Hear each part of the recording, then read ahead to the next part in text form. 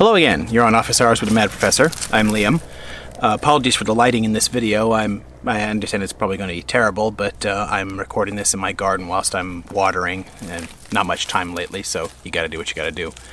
Today I wanted to talk about the phenomenon of regulatory capture, we'll say, and relate that to the, to an essential cynicism within the American right. Now, I'm hesitant to refer to a conservative movement in this sort of context because I do not think that much of the modern so-called conservative movement is particularly conservative. I think that it's deeply reactionary, and I'll describe the differences there in another video on another day.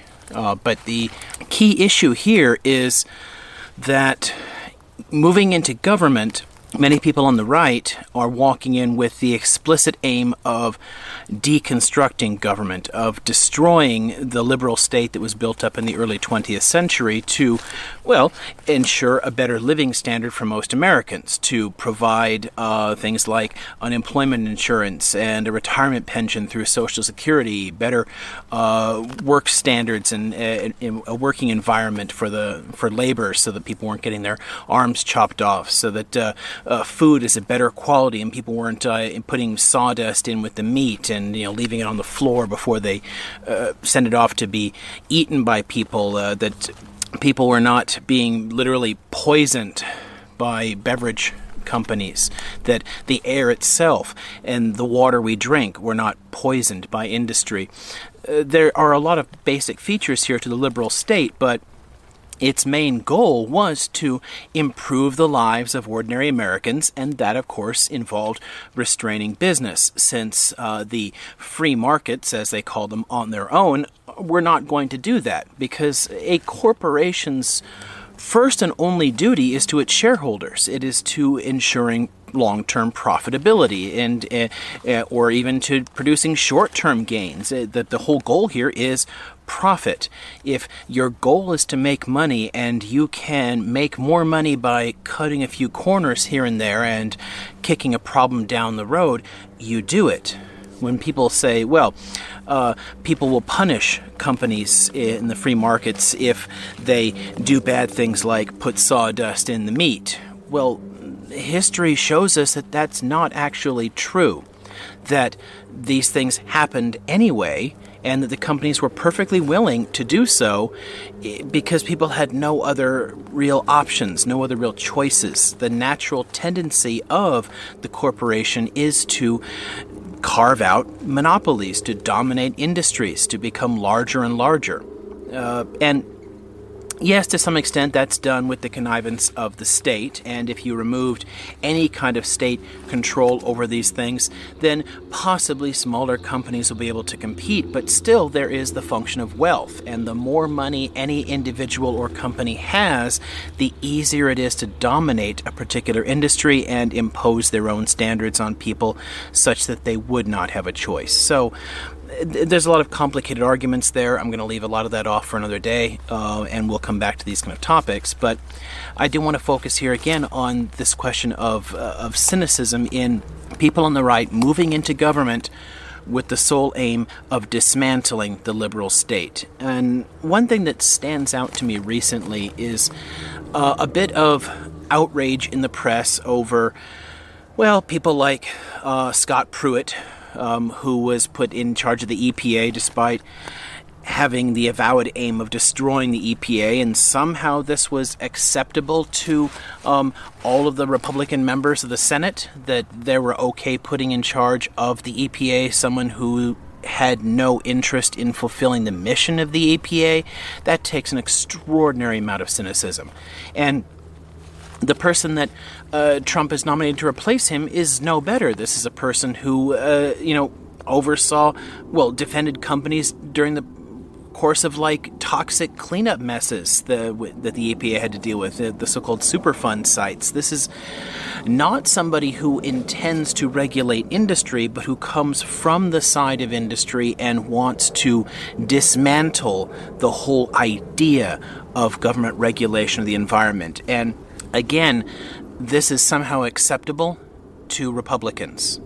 Now, when the media gets upset about this sort of thing and seems to roll it up in Trump, I think that they sort of miss the point. Some of that outrage is clearly false, because this is not a new phenomenon. This happened under George W. Bush, and this happened under Reagan. We have, since the 1980s, been bringing people into government whose goal is to dismantle government itself, to cut it out of most of its regulatory duties, who want to dismantle its ability to regulate clean air and clean water, dismantle its ability to regulate labor and working conditions, dismantle its ability to, again, ensure a better quality of life for Americans. And the consequences of this have been clear and apparent, even if people on the right continue to deny it and continue to blame government for being the problem. We have in the United States the richest country in human history in terms of what we produce every year, the actual wealth within the U.S., and yet we are no longer in the top 10 for living standards in the world. This is mind-blowing to me. The quality of life is steadily deteriorating in the United States, and this is directly connected to the lack of basic government investment in things like infrastructure projects and environmental projects and education. By pulling the money out of these things in order to give tax cuts to the rich, the mantra has been, well, if you just free up business and give more money to the rich, then they will create more jobs and we'll all get richer. And this has been being repeated over and over for a century now, and we don't learn. And that's the part that drives me crazy as a historian.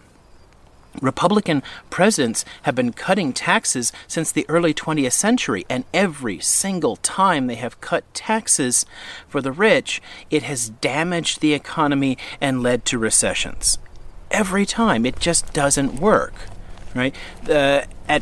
At minimum here, the taxes on the rich and corporations should be back where they were under Kennedy, because at that point we were able to afford a lot of the basic projects of the liberal state and afford our ridiculous and bloated military. Back in the 1960s, we were still a major creditor nation. We were loaning money to other countries to help them improve their lives, and we were improving the lives of Americans and building what we call the middle class, building up a strong economy, giving people an opportunity.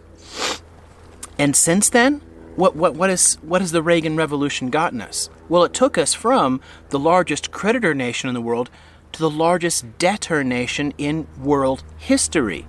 We owe fantastic amounts of money, and we fall farther in debt every year practically, because most years since the 80s, we've been in deficit spending. We've been spending more money than comes in. Well, where does that money come from? Well, it comes from China and Germany and Japan and other countries that are willing to buy treasury bills, that are willing to basically finance American consumption on the expectation that they get some of the benefit for that, or they get the markets. The Americans get to purchase their stuff. That won't last forever. But the whole point here is what people on the right have done is, by capturing these different regulatory agencies, by infiltrating government, by taking positions in government to undermine those departments, they're showing a tremendous amount of cynicism, and they're undermining the American way of life. They are damaging the economy. They are damaging the social fabric. They are destroying our democracy in the process. We need good education in order to succeed in the 21st century. So why put someone like Betsy DeVos in charge of the Department of Education, who wants to dismantle regulations, dismantle standards, push people off into schools that are run privately for a profit and have no basic standards on what they teach people? Why do we want to do that? It bothers me that we've cut so much out of basic education as it is, that we've actually damaged our standing. Again, the United States does not rank very well internationally in terms of reading and mathematical ability. Our educational standards have been falling steadily, and that shows.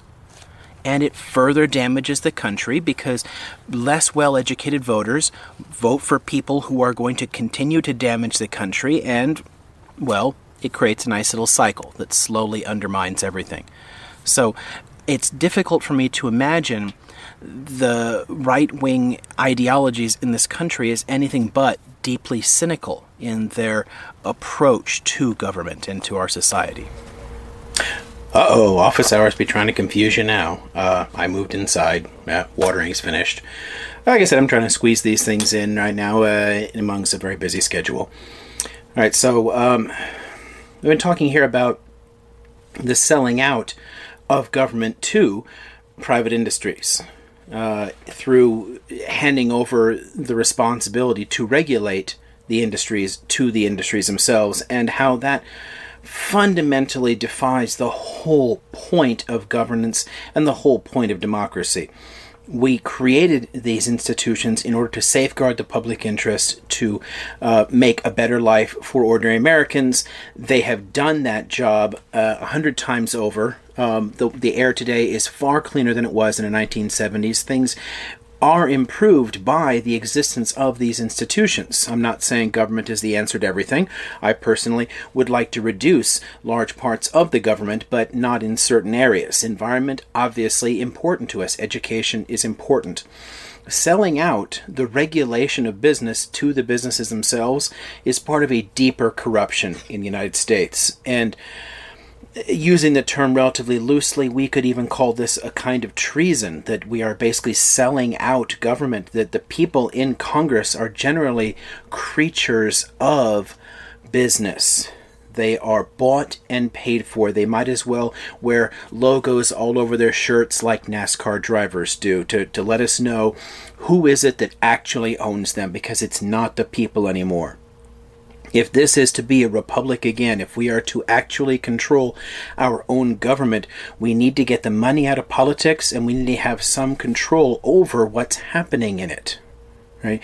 Just simply selling it out to business, selling it out to the highest bidder is not how we improve the country. It is actually what has put this country into its current decline. And we are fading on a whole range of different factors here internationally. By comparison to the countries that actually keep the money out of the politics, that actually do let the agencies do what they're supposed to do, we do not compare well anymore. Is that the price of freedom? To sell out your freedom to companies, to pay more for things, to suffer? Is that what we mean by freedom? Because it sounds to me a lot like feudalism. Let the rich control things, let them do what they want, and somehow things will trickle down and help us out, we poor peasants. This is just not what this country should be about. All right, so I'm going to shut up for the day and head off to my next job. So this has been Office Hours with the Mad Professor. I'm Liam. If you enjoy my little videos, go ahead and hit the little subscribe button down there, and I'll see you again next time.